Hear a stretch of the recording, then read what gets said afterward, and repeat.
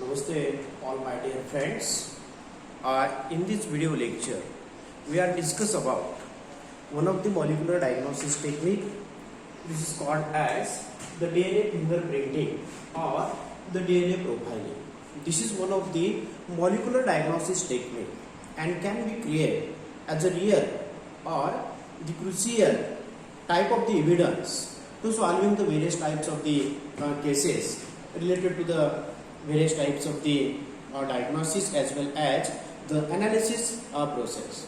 Here, the DNA fingerprinting or the DNA profiling means the DNA fingerprint, that is the diagnosis of the person at their molecular level or at the DNA print level. This is the DNA fingerprinting or the DNA profiling. In simply, you know that every person has its specific fingerprint, which is called as the DNA fingerprint. म्हणजेच आपण simply असं बोलतो की at the DNA लेवलवरती जर आपण प्रत्येक पर्सनचं observation केलं all the sexual reproductive organism, तर प्रत्येक ऑर्गॅनिझम मध्ये काय असतं त्याचं स्पेसिफिक असं एक फिंगरप्रिंट आपल्याला काय होतं प्रेझेंट दिसतं आहे. मग आता हा जो काही फिंगरप्रिंटचा पार्ट ह्या पर्सन मध्ये बनतो का, which is called as the every person has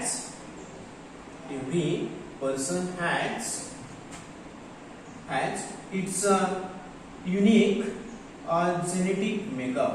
Its unique genetic makeup, which is differ person to person genetic makeup, and such type of the genetic makeup is called as the fingerprint of that person. म्हणजे जर human race मध्ये आपण part घेतला तर प्रत्येक human मध्ये किंवा प्रत्येक एका इंडिव्हिज्युअल मध्ये आपल्याला काय होतं जेनेटिक लेवलला एक युनिक जेनेटिक मेकअपचा पार्ट लोकेट दिसतो. आता जोही हा पार्ट युनिक जेनेटिक मेकअप आहे त्या पर्सनला त्याची फिंगरप्रिंट असं म्हटलं जातं.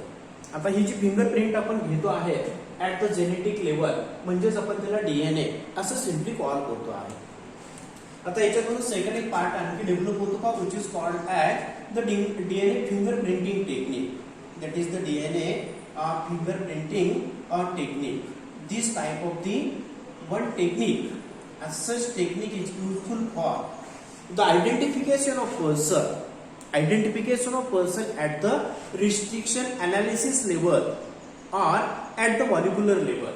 Such type of the technique is called as the DNA fingerprinting technique.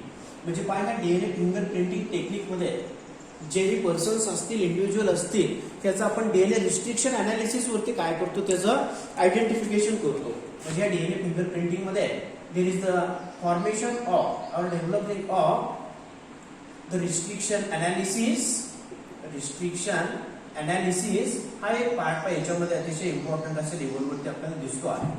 म्हणजे रिस्ट्रिक्शन अनालिसिस वरती त्या डीएनएचा पार्ट क्रिएट केला जातो, प्रिंट क्रिएट केली जाते आणि त्यावरती पर्सनचं आपण काय करतो आयडेंटिफिकेशन करत असतो. हा एक पार्ट याच्यामधून इम्पॉर्टंटली येतो.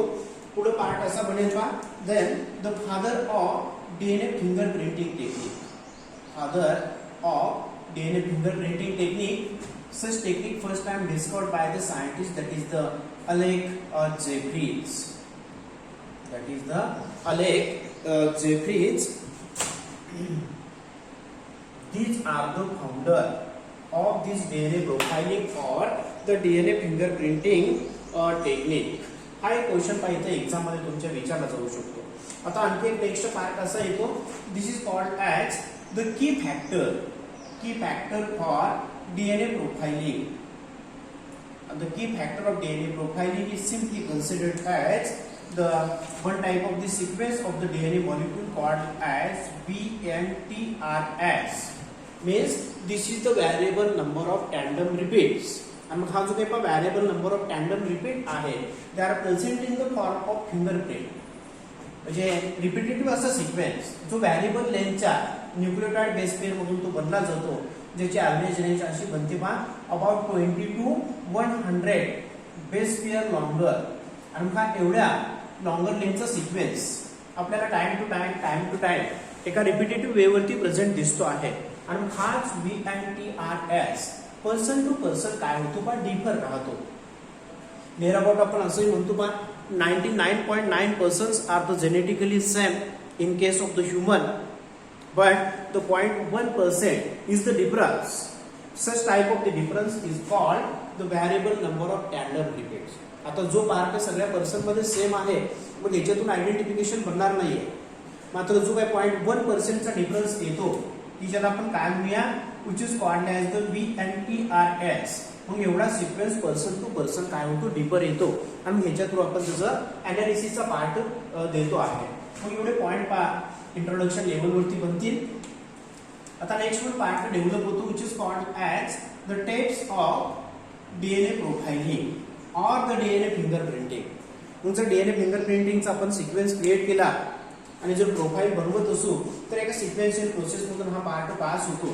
आणि इथली फर्स्ट स्टेप राहते पहा which is the isolation of the DNA molecule. Isolation of DNA.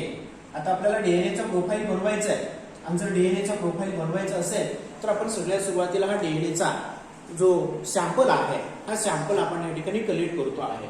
मग आता तुम्ही असं मटेरियल याच्यामध्ये सिलेक्ट करू शकाल की ज्या ज्या मटेरियलमध्ये तुम्हाला डीएनएचा पार्ट दिसतो म्हणजे जिथं जिथं न्यूक्लियस प्रेझेंट असेल असं कोणतंही मटेरियल आपण काय करू शकतो त्या आयसोलेशन मध्ये घेऊ शकतो. फॉर एक्झाम्पल जर ह्युमन मधून आपण WBC चा पार्ट दिला which is called as white blood corpuscle याच्यामध्ये आपल्याला डीएनएचा पार्ट अवेलेबल दिसतो. त्यानंतर पुढचा पार्ट येतो पहा which is again called as the root hairs. मग याच्यामध्ये देखील आपल्याला काय असणार डीएनएचा सॅम्पल आयसोलेट करता येईल. आणखी एक कॉम्पोनंट जर आपण याच्यामध्ये दिला this is the part of the all the other type of the tissues all the tissues etcetera अशा पद्धतीने आपण हे डीएनएचे सॅम्पल इथून आयसोलेट करू शकतो. त्यानंतरचा सेकंड पार्ट याच्यामध्ये राहणार पहा जो काय तर आयसोलेट केलेला डीएनए असेल such type of the isolated DNA can be broken down with the help of restriction enzyme. त्याला आपण असं म्हणूया रिस्ट्रिक्शन डायजेशन. आणि आता हा जो काही रिस्ट्रिक्शन डायजेशनचा पार्ट आहे हा व्हेरी इम्पॉर्टंट स्टेप येते. In case of restriction digestion त्या ठिकाणी काय केलं जातं पहा एक रिस्ट्रिक्शन एंडोन्यूक्लियस एन्झाइम यूज केलं जातं. With the help of this restriction endonuclease enzyme the longer host DNA which is can be broken down into the smaller sequences or the smaller fragment. मग आता ह्या एंडोन्यूक्लियस एन्झाइमला काय असतं पहा restriction sites बनतात recognition site बनतात आणि त्या साइटवरतीच तो काय करतो डीएनए ला कट करतो. आणि आता जो काही लॉंगर लेंथचा डीएनए आहे तिथं स्मॉल अशा पार्ट वरती काय केला जातो पहा क्रिएट केला जातो. त्याचे स्मॉल असे हे फ्रॅगमेंट्स बनवले जातात डेव्हलप केले जातात. दे having the various types of the length. मग आता रिस्ट्रिक्शन डायजेशन मध्ये हे एंडोन्यूक्लियस एन्झाइम होस्ट डीएनए वरती अप्लाय होणार. तो होस्ट डीएनए एका स्पेसिफिक अशा साइट वरती कट केला जातो की ज्याच्यामध्ये आपल्याला डिफरंट लेंथचे फ्रॅगमेंट अवेलेबल होताना दिसतात. आणि आता हे जे काही डिफरंट लेंथचे फ्रॅगमेंट इथं बनतात such type of the fragments are called as the RFLP means the restriction fragment length polymorphism. Restriction enzyme through DNA चे स्मॉल असे फ्रॅगमेंट तयार झाले आणि त्या फ्रॅगमेंटचे लेंथ आपल्याला व्हॅरियस अशा फॉर्म मध्ये दिसते आहे म्हणून त्याला लेंथ पॉलिमॉर्फिझम असं म्हटलं जातं. तर मग ह्या पॉइंट वरती क्वेश्चन बनू शकेल ऑब्जेक्टिव्ह लेवलला RFLP restriction fragment length polymorphism कुठल्या एन्झाइमच्या ऍक्शन मधून बनतात that is the endonuclease type of the enzyme and this process is called as the restriction digestion. त्यानंतरची थर्ड स्टेप याच्यामध्ये येते पहा which is called as the gel electrophoresis. Gel electrophoresis and this is the one type of the separation technique. आता पहा हे जे काय gel इलेक्ट्रोफोरेसिसचा part आहे तर हे जेल इलेक्ट्रोफोरेसिस मध्ये काय होतात मायक्रो असे कॅपिलरीज बनतात आणि मग ह्या मायक्रो कॅपिलरीज थ्रू डीएनएचे सॅम्पल आपण काय करतो रन करतो. आता जर पार्ट आपण आणखी घेतला आहे जेल इलेक्ट्रोफोरेसिस मध्ये तर याच्यामध्ये ॲग्रोस टाईपचं जेल वापरलं जातं जे बेसिकली डीएनएच्या सेपरेशन मध्ये तो पार्ट आपण यूज करतो. मग आता हे जे काय जेल इलेक्ट्रोफोरेसिसचा पार्ट आहे हे जे काय डिफरंट असे यांचे डीएनएचे फ्रॅगमेंट्स आहेत दे can be separated according to their size as well as according to their length with the help of voltage or the electric current. आणि मग हे जेल इलेक्ट्रोफोरेसिस मध्ये एक्झॅक्टली काय राहतं पहा ते कशी जेलची लोडिंग प्लेट राहते आणि त्या जेलच्या लोडिंग प्लेट मध्ये अशा मायक्रो वेल्स बनतात ऍट द वन साइड, की ज्या ठिकाणी काय असेल पहा, हा निगेटिव्ह एंडचा पार्ट असेल तर अपोजिट एंड जे राहतो which is called as the positive end. आणि टोटल याच्यामध्ये काय असतील, हा ॲग्रोज जेल आपण अप्लाय केलेला आहे आणि ह्या ॲग्रोज जेल मध्ये मायक्रो अशा कॅपिलरीज बनतात आणि ही जी काय डीप स्ट्रक्चर्स दिसतात त्या पार्टला आपण वेल असं म्हणतो. आणि ह्या वेल मध्ये आपण डीएनएचं सॅम्पल काय करूया, लोड करणार आणि त्यानुसार हे जे मॉलिक्युल्स आहेत, the DNA molecule can be separated according to their size as well as according to their length. आणि मग ऑलवेज जर आपण डीएनए मॉलिक्युलची मुवमेंट इथं बघितली तर आपण सॅम्पल काय करतो, ह्या निगेटिव्ह एंडला ह्या वेल मध्ये ऍड करतो according to the separate pieces. आणि एकदा हा इलेक्ट्रिक सप्लाय स्टार्ट केला की डीएनए मॉलिक्युल काय होतील पहा, they can be move from negative poles towards the positive pole because the DNA molecule is the negative charge. म्हणून हे निगेटिव्ह पासून इलेक्ट्रॉन काय होतात, पॉझिटिव्ह कडे मूव्ह होतात. त्याच पद्धतीने हे डीएनएचं सॅम्पल आपण ह्या ठिकाणी सॉर्टिंग करू शकतो, सेपरेट करू शकतो. आणि ज्यावेळेस आता हे डीएनए मॉलिक्युलचे जे काही बँड्स असतील पहा, हे अशा पद्धतीने काय होतील, अकॉर्डिंग टू देअर लेंथ त्यांचं सॉर्टिंग किंवा सेपरेशन आपल्याला ह्या वेलमधून अशा पद्धतीने प्रेझेंट दिसेल. These are the DNA fragments separated according to their length. म्हणजे ज्याही मॉलिक्युलचा पार्ट स्मॉलर साईज वरती बनतो ती क्विकली पास होतील आणि ज्यांची लेंथ लॉंगर राहते, हेवी राहतात, ते स्लो स्पीडनं काय होतात, पास होतात. आता ज्यावेळेस अशा पद्धतीचं सॉर्टिंग किंवा सेपरेशन होतं त्यावेळेस काय होणार बा, there is the use of alkali treatment. आणि ह्याच त्या पार्टवरती आपण एक पार्ट असा देतो, there is the use of alkali treatment. मग आता ही जी काही अल्कली ट्रीटमेंट असेल त्या अल्कली ट्रीटमेंट थ्रू हा जो काही डबल स्टँडर्ड डीएनए होता त्या डबल स्टँडर्ड डीएनएचं कन्व्हर्जन कशामध्ये होणार बा, it gets converted into the single standard DNA molecule. मग इथं आपल्याला यूज घ्यायचा आहे, what is the necessary of this alkali treatment. In this alkali treatment the double standard DNA is converted into the single standard DNA. This is the role of this alkali treatment. त्यानंतरच्या पुढच्या स्टेपकडे आपण पोहोचूया. The next one step which is called as the southern blotting, which is called as the southern blotting. This is the one type of the blotting technique, southern blotting. आणि मग ही पुढची step म्हणून जाते पहा. आता ह्या सदर्न ब्लॉटिंग मध्ये exactly काय होतं, in this southern blotting there is the use of the nitrocellulose paper.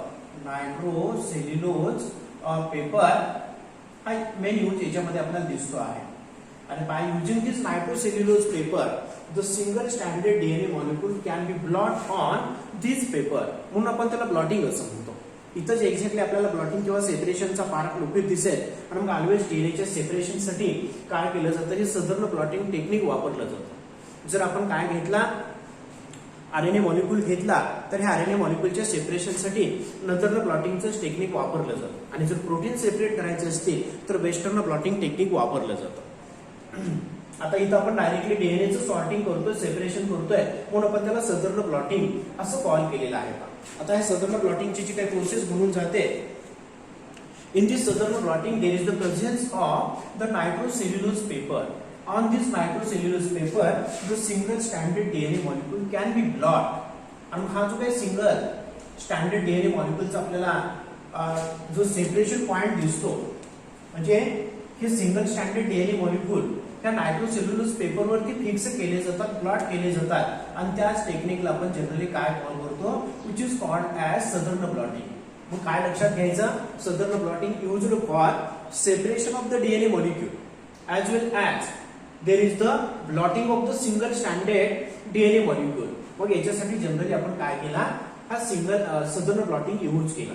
म्हणजे याच्यावरचे जे काय आता मॉलिक्युल असतील डीएनएचे ते अशा टाईपच्या नायट्रोसेल्युलोज पेपरवरती इथं ब्लॉट होतात.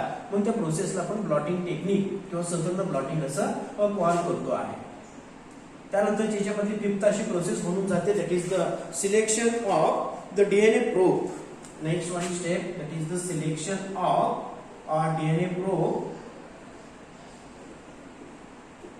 DNA probe ही एक आणखी इम्पॉर्टंट अशी स्टेप येते पहा. Here the DNA probe is nothing but or called as the known sequence of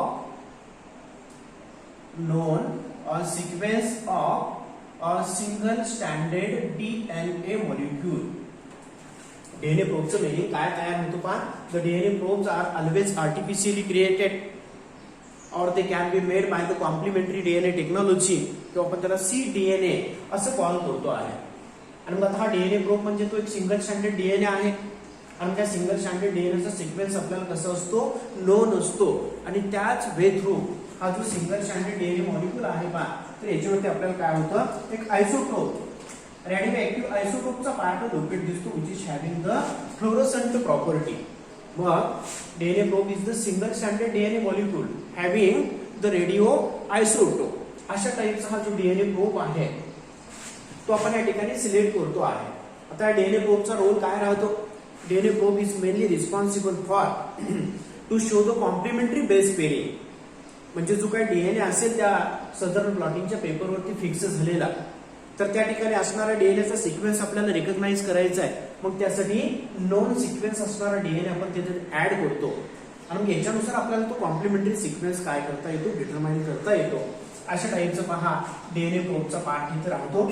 त्यानंतरची पुढची प्रोसेस येते number 6 called as the hybridization. Called as the hybridization. Here the hybridization occurs in between. आता आपण जर हा नायट्रोसेल्युलोज paper घेतला तर इथे काय असेल पहा, which is called as the host DNA molecule.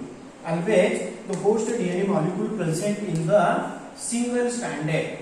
host molecule देखील कसा होता पहा, सिंगल स्टँडर्ड होता. आता याच्यामध्ये हायब्रिडायझेशन म्हटलं की आपण मिक्सिंग करतो आहे. हे जे मिक्सिंग इथं बनेल such type of the mixing. आणि हा सेकंड पार्ट आपण इथे यूज करूया which is called as the DNA probe. म्हणजे आता हायब्रिडायझेशन होतं याचा अर्थ आपण पार्ट मिक्स करतो आहे. एक पार्ट येणार ह्या होस्ट डीएनएचा आणि दुसरा पार्ट येणार ह्या डीएनए प्रोबचा. होस्ट डीएनए ऑलवेज काय झालाय, सिंगल स्टँडर्ड वरती क्रिएट झालाय due to the alkali treatment. आणि आता आपण डीएनए प्रोब जो घेतलेला आहे तो देखील कसा आहे पण सिंगल स्टँडर्ड आहे. म्हणजे आपण हा पार्ट असा दिला, this is the part of the DNA probe. These are having the single stand, these are also the single stand. जर आता याच्यामध्ये कॉम्प्लिमेंटरी बेस पेअरिंग ऑकर झालं तर पुढे जाऊन पाहिजे टू मॉलिक्यूल असे कंबाईन होतील आणि यांच्या कॉम्बिनेशन मधून आपल्याला हायब्रिड असा डीएनएचा पार्ट इथे क्रिएट होताना दिसेल. मग वन स्टँड जो आहे तो होस्ट डीएनए मधला येतो आणि जर याला कॉम्प्लिमेंटरी असा पार्ट असेल तर हा डीएनए प्रोब फक्त कॉम्प्लिमेंटरी स्टँडलाच काय होतो, बाइंड होतो. कॉम्प्लिमेंटरी स्ट्रँडचं पेअरिंग काय येतं, adenine pairs with the thymine while guanine pairs with the cytosine or the vice versa. मग अशा पद्धतीने दोघांमध्ये इथं हायड्रोजन बॉन्ड्स क्रिएट होतील आणि आपल्याला काय होणार, इथं डीएनएचा पार्ट क्रिएट होताना दिसणार. म्हणजे जो आपला डीएनए प्रोब होता याच्यावरचा सिक्वेन्स नोन आहे, तर हा होस्ट डीएनए याचा सिक्वेन्स आपल्याला अननोन आहे. मात्र ह्या डीएनए प्रोब मध्ये असणारा जो नोन सिक्वेन्स आहे हा कॉम्प्लिमेंटरी पेअरिंग देतो कुठं, होस्ट डीएनए. आणि ज्या ज्या ठिकाणी हा कॉम्प्लिमेंटरी सिक्वेन्स देऊ शकतो त्याच ठिकाणी आपल्याला काय तयार होणार की हायब्रिडायझेशनची प्रोसेस बनताना दिसेल. आता ऑल द फ्रॅगमेंट हायब्रिडायझेशनची प्रोसेस देणार नाही. ज्या ठिकाणी कॉम्प्लिमेंटरी पेअरिंग असेल तिथंच फक्त हायब्रिडायझेशन बनलं जातं. आयदर ऑल द सिक्वेन्सेस किंवा जे डीएनए फ्रॅगमेंट्स आहेत होस्ट डीएनएचे ते आपण काय करूया किंवा ते वॉशआउट केले जातात. आणि जर वॉशआउट केले तर अनपेअर्ड पार्ट निघून जातील आणि फक्त हायब्रिड डीएनएचा सिक्वेन्स काय होतो तिथं प्रेझेंट राहतो. आणि यानंतरची पुढची स्टेप बनते पण लास्ट नंबरवरती which is called as X-ray film. Called as the X-ray film or also called as the photography. Also called as the photography or the X-ray film. मग आता आपल्याला हा जो काही पार्ट कंबाईन झालाय, हायब्रिडाइज झालाय, अशी काय करायची आपल्याला त्याची फोटोग्राफी घ्यायची. म्हणजे आता एक्झॅक्टली आपल्याला डीएनए प्रोफाईल मिळते आहे. आणि मग आता ह्या डीएनए प्रोफाईलच्या फॉर्मेशनसाठी जी फोटोग्राफी आपण इथं घेतो त्याच्यामध्ये डायरेक्टली काय केले जातात पहा, हे एक्सरे घेतले जातात आणि जी काही ती प्लेट आहे त्या प्लेटवरती एक्सरे रिलीज केले जातात. आणि त्या प्रोसेसलाच आपण त्याचा अगेन काय कॉल करतो which is called as the autoradiography. Autoradiography. आणि मग आता एक्झॅक्टली काय होणार पहा, एक्सरे सोर्स आहे हायब्रिडाइज झालेल्या डीएनए वरती त्याला आपण रिलीज करतो आहे. आणि मग आता ह्या डीएनए प्रोबवरती काय आहे, एक फ्लोरोसंट प्रॉपर्टी आहे, त्याच्यावरती काय आहे, रेडिओ आयसोटोप आहे. आणि मग ज्यावेळेस एक्सरे काय करतात, अशा टाईपच्या फ्लोरोसंट पार्टवरती रिलीज होतील किंवा रेडिओ आयसोटोप वरती रिलीज होतील त्यावेळेस त्या ठिकाणी आपल्याला ब्राईटनिंग किंवा शायनिंगच्या अशा बँड्स क्रिएट होताना दिसतात आणि ज्या टाईपचा पार्ट इथं डेव्हलप होईल त्यालाच आपण पुढे काय म्हणतो बा तर फिंगरप्रिंट असं म्हणतो. म्हणजे जर आपण हा एक्सरे फिल्म थ्रू जी काही फोटो कॉपी आपल्याला बनताना दिसते तर ह्या फोटो कॉपीचं फॉर्मेशन आपण इथं देऊया. This is exactly the DNA profile और द डीएनए फिंगरप्रिंटिंग. ही जी काही डीएनए ची प्रोफाईल आहे का त्या डिफरंट पर्सन मधून येणारी ते आपल्याला अशा पद्धतीने दिसेल.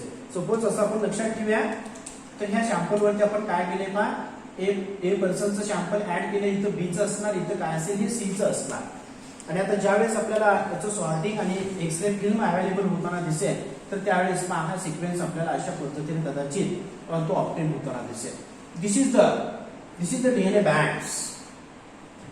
हा सेकंड पार्ट जो येतो आहे इथं हा सिक्वेन्स आपल्याला पहा अशा पद्धतीने लोकेट दिसेल. आणि हा जो काही थर्ड पर्सन येतो आहे याचा सिक्वेन्स आपल्याला अशा पद्धतीने काय होईल पाहिजे इथं लोकेट दिसेल किंवा आयडेंटिफिकेशन लेवलवरती आपण असं घेऊया. मग आता हा जो पार्ट तयार झाला such type of the process is called as the DNA profile. यालाच आपण डीएनए प्रोफाईल किंवा डीएनए फिंगरप्रिंटिंग असं म्हणतो. म्हणजे आता हे मॉलिक्युलर डायग्नोसिसचं एक ग्राफ तयार झाला जसं आपण तो फायनल ईसीजी बघतो त्या पद्धतीनं आपल्याला आता हे काय होते फोटो कॉपी इथं दिसते आहे. त्या फोटो कॉपीमध्ये 3 पर्सनचा डीएनए आपण काय केलाय सॉर्ट आउट केलाय, सेपरेट केलाय. मग आता आपल्याला काय करायचे पाहिजे मॉलिक्युलर डायग्नोसिस टेक्निक आहे use to the recognise or identification अशा प्रोसेस मध्ये वापरायचं आहे. मग याच्यामध्ये आता काय केलं जातो का there is the one of the best how to recognise or use that is the diagnosis. मग याच्यामध्ये एक प्रोसेस अशी बनते पहा which is called as the sequence similarity.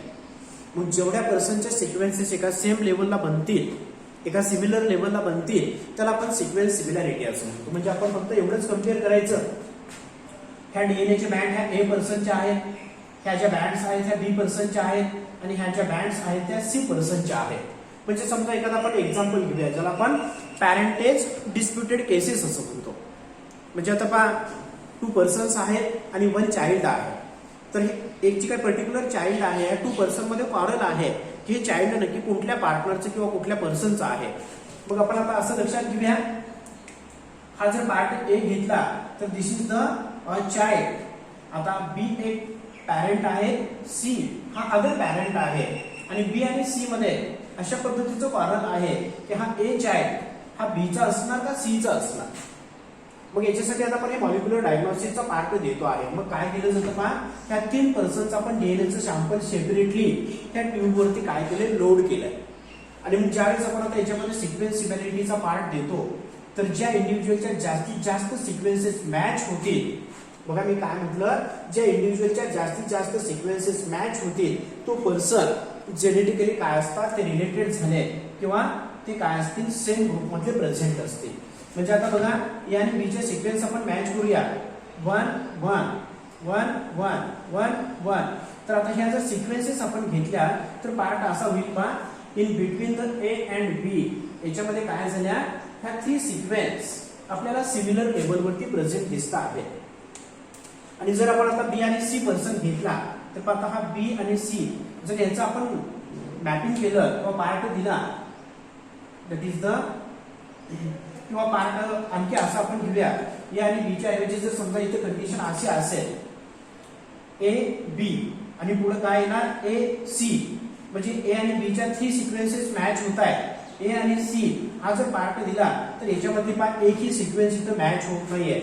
याचा अर्थ ए चाइल्ड सी च्या रिलेटेड कोणतंही जेनेटिक सिमिलॅरिटीचा सिक्वेन्स देत नाहीये. याचा अर्थ ए हे जे चाइल्ड आहे हे सी पॅरेंटचं नाहीये. मात्र ए आणि बी चा जर पार्ट मॅच केला तर याच्यामध्ये आपल्याला 3 सिक्वेन्सेस मी एक एक्झाम्पल म्हणून देतोय की ज्या मॅच होत आहेत. याचा अर्थ असा बनतो हे जे ए चाइल्ड आहे ते जेनेटिकली ह्या बी चा काय असणार ते चाइल्ड असणार on the basis of their sequence similarity. आणि अशा टाईपच्या पार्टला आपण डीएनए फिंगर प्रिंटिंग किंवा डीएनए प्रोफाइलिंग असं म्हणतो आहे. तर अशा पद्धतीने पण हा पार्ट आपला नीट आणि सीईटी एक्झामसाठी या ठिकाणी कव्हर होतो आहे. अतिशय इम्पॉर्टंट असं टेक्निक आहे. भरपूर वेळा याच्यामध्ये एक्झामवरती क्वेश्चन विचारलेला आहे. Okay, thank you.